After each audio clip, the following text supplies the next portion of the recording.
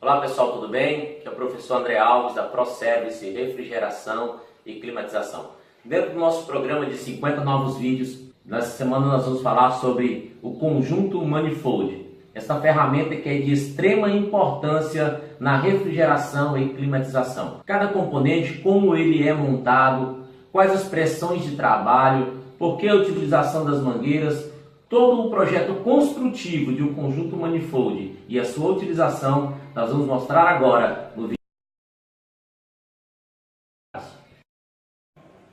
Bom pessoal, o conjunto Manifold ele é composto por manômetros, manômetro de baixa pressão, manômetro de alta pressão, um gancho para suporte ou fixação, barrilete, que é essa peça onde é montado os manômetros, os registros dos manômetros e o jogo de mangueiras, mangueira de baixa pressão, mangueira amarela, mangueira de serviço, e a mangueira vermelha é a mangueira de alta pressão. Você pode ver que as cores correspondem às cores dos manômetros.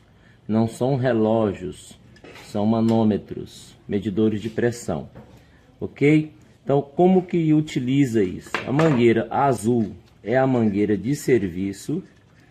É a mangueira que deve ser conectada ao equipamento ao qual você deseja aferir a pressão. Particularidade das mangueiras.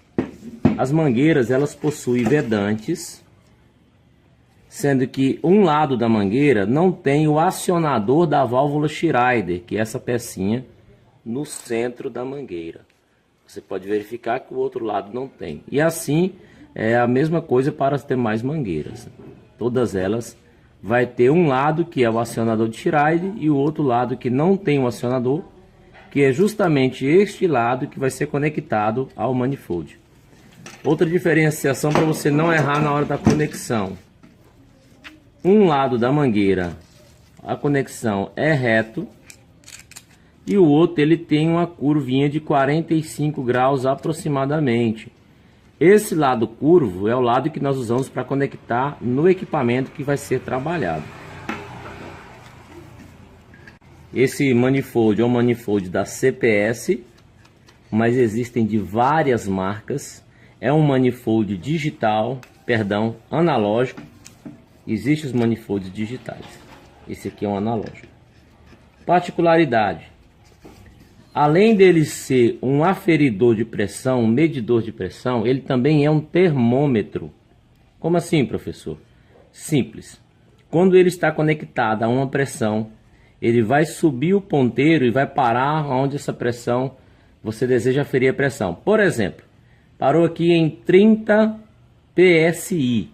Por que PSI? Porque é a unidade de medida de pressão a qual nós vamos trabalhar com esse manifold. 30 PSI. Ok?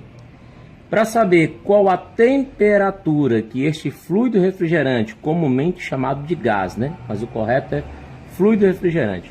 Qual a temperatura que esse fluido refrigerante está evaporando no circuito de refrigeração? Basta você seguir o ponteiro até onde ele parou em 30 PSI. E essas escalas coloridas aqui dentro são as escalas de temperatura. Se você observar bem, você vai ver um Czinho bem pequeno aqui, ó. É um C de grau Celsius, que mede a temperatura, ok? Então, quando o ponteiro estiver parado em 30 PSI, um exemplo aqui para o R22, que é a escala verde. Tá vendo essa escalinha verde aqui de dentro? É a escala de temperatura do R22. Quando o ponteiro estiver parado em 30 PSI, este fluido refrigerante vai estar evaporando a aproximadamente menos 15 graus Celsius. Por que menos 15, professor? Porque a escala de 0 graus Celsius está aqui, ó. Vendo? Imagine que esta chave é o ponteiro, ó. Você conectou ele à pressão, ele subiu até 30 PSI. Aonde a chave está cobrindo aqui, ó, é a escala de temperatura. Aproximadamente menos 15 graus Celsius.